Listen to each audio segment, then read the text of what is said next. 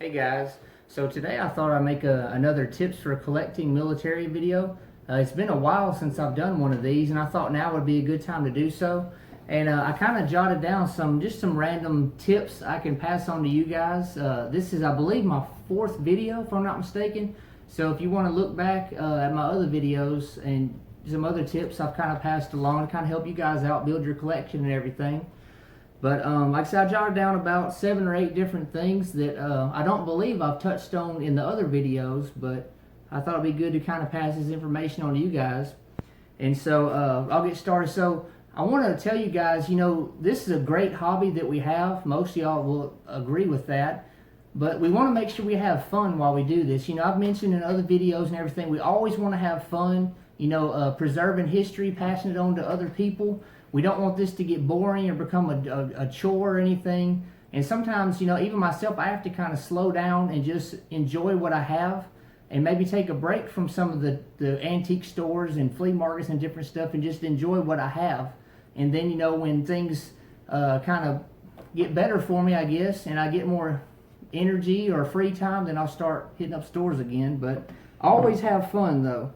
And another thing I would say is, one tip of mine is, we love making our videos, those of us that make videos, right? We love sharing our collections, pictures, and different things. But I would advise you to be very careful on who you share your collection with, especially people that you invite over to your house.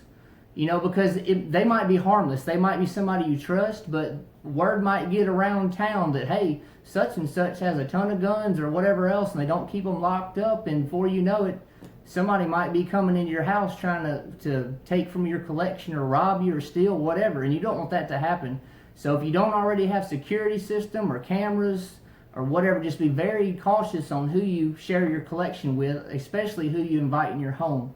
And I don't mean that to put fear in anybody. I'm just trying to help you guys look out for your stuff, because we work hard to build our collections and get these things, Don't want some fool or some crazy person to come in our house and take what's not theirs, right? So just something else to think about. Another thing I would say is, like, I take inventory of everything I have. All my guns, my helmets, all the different stuff. I've got stuff saved on my computer. I got lists that I've typed up or handwritten. I label most everything. You've probably seen it in videos. I got stuff labeled with like yard sale tags.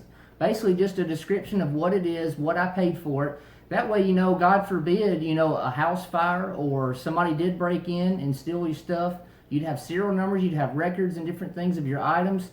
Or, like I said, say something happened to you, and you died, then, your wife or family, whatever, wouldn't have somebody come in and buy the stuff for $1 or something ridiculous. Because there'll be people who do that. They go to estate sales or wherever else, and they just take advantage of the widows and family just because they don't maybe know exactly what they have. But so always keep lists, inventory, serial numbers, take pictures, do all that stuff. Have your own records of what you have. It'll definitely help you for insurance purposes or whatever else. So it's just a big tip there for you. One thing I like to do, though, is, I go to antique stores and flea markets, but I like going to like Salvation Army and Goodwill. And one thing I love to do is I love to go to where like the clothing is and like the suit racks where all like the dress coats, the suit coats are hanging, because you never know. You might see a World War II Ike jacket or a field jacket with patches all over it hung up with the regular suits. So always make sure you go to the clothing section if you do go to Goodwill or Salvation Army. And you never know, you might find a great jacket or a uniform there. You just never know what's turned in at those places and what they would put out for sale, and what you might be lucky enough to be in the right place at the right time and make the purchase for a good price. But I would say another thing,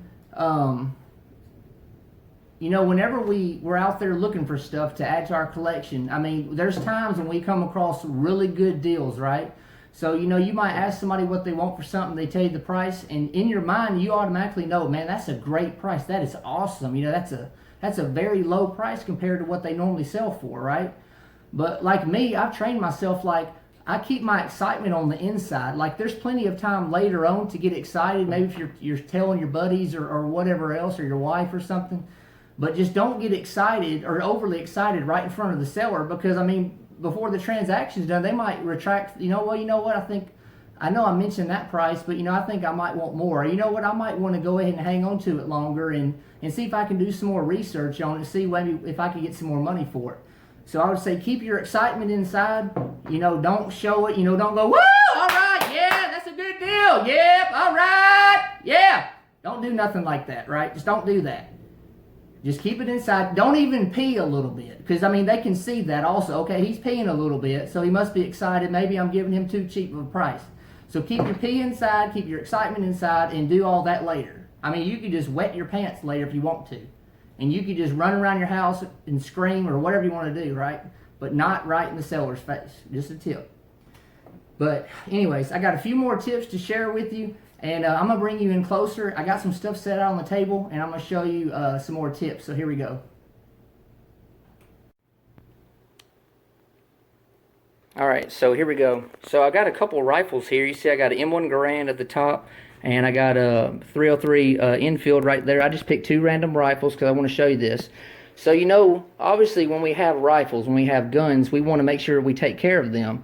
And we know that sometimes the barrel can be shot out, right, and would need to be replaced. Now there's gauges and different things you can buy. If you don't have one, most of you might know this, but some might not, is one way you can check like the muzzle wear on your rifle is basically get you a bullet, which 30-06 for the M1 Garand, and you can insert it into the barrel of your rifle, if you can see that.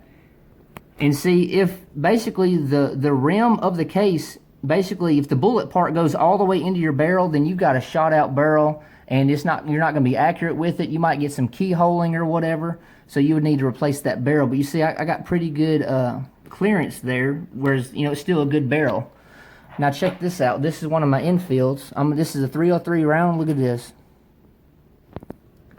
You see that? It goes a lot farther in than my my 30-06 round in my M1 Garand. So this barrel on this infield's been shot a lot. Look at that. There's just not much of the bullet left protruding out of the muzzle.